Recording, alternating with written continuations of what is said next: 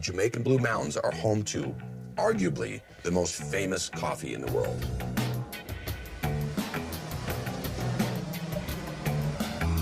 Blue Mountains of Jamaica. Try to name a mountain range in Ethiopia or Brazil or Peru. You can't really. These mountains have reached, I mean, almost celebrity status.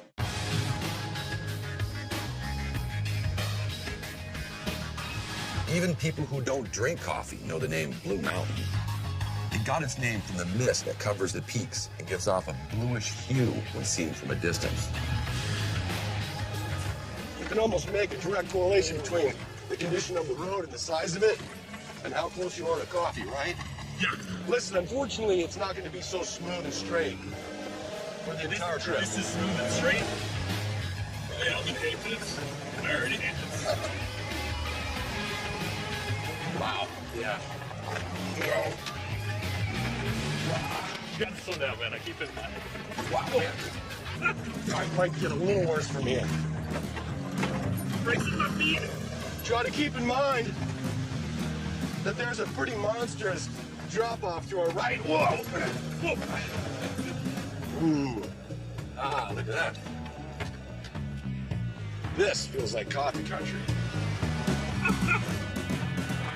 The mountains rise so sharply that it takes less than an hour to climb 4,000 feet and reach our destination, Wallenford Farm.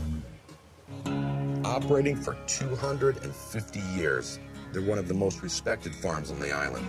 There's a lot of leaf and a lot of green on these trees. If you move it from here to another location, you're not getting the same quality product. Showing me around the 5,000-acre estate are Kenneth and Barrington. Combined, they have over 60 years of experience cultivating coffee on this land. There's a synergy between the mountain and the plants that have developed a flavor that's uniquely Jamaican Blue Mountain flavor. Exactly. I mean, this is some of the happiest coffee that I've ever seen. The climatic condition is excellent for coffee growing. You know, with that mist coming in, it's perfect. When I stand here and I look at that mist come by, it's like shade grown. But the shade isn't from plants. The shade is from the mist. Close. And then it's never completely traumatized from thirst either. No. It's always getting just a little bit of moisture. Yes. Exactly.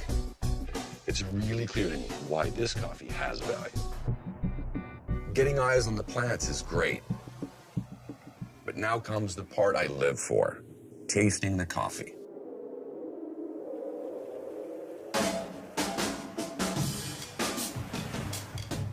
Helping me out with that is the farm's chairman, Mark McIntosh, and Patrick Peterson, a rep from Jamaica's Coffee Control Board. I've never purchased Jamaican Blue Mountain coffee because I can't compete with the face. Yeah. Because they're selling coffee at $6 or $7 a pound.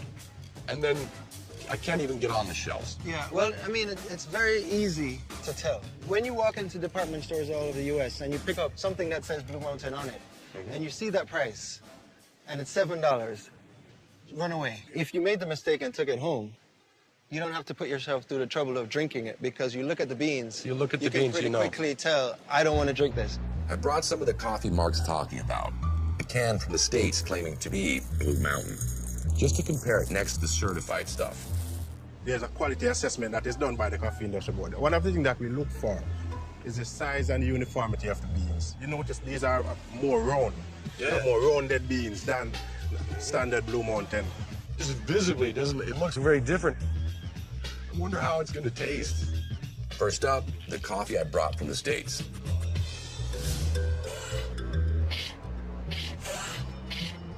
Forget what the beans look like. I could be blindfolded with my spoon tied behind my back, and I could tell you that's a knockoff. Jamaican coffee typically has a sweet chocolatey taste. Now, would you call that a chocolatey coffee? No, it has a slight stale taste, like aged. It's nicely aged. Yes. Now, the real stuff. These coffees here have a very similar profile. Yeah. I'm tasting 3 local varieties. They all have that chocolatey flavor Jamaica Blue Mountain is famous for. Unroasted, raw in its green form. The market price right now is $50 a kilogram. it's $25 a pound. Raw. Now, when you roast it, it's gonna come out at $45 a pound. Yeah.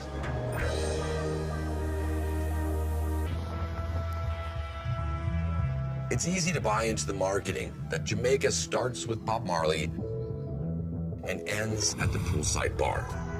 But when you're here, that idea goes up in smoke. In a good way. You can't fake the real Jamaica.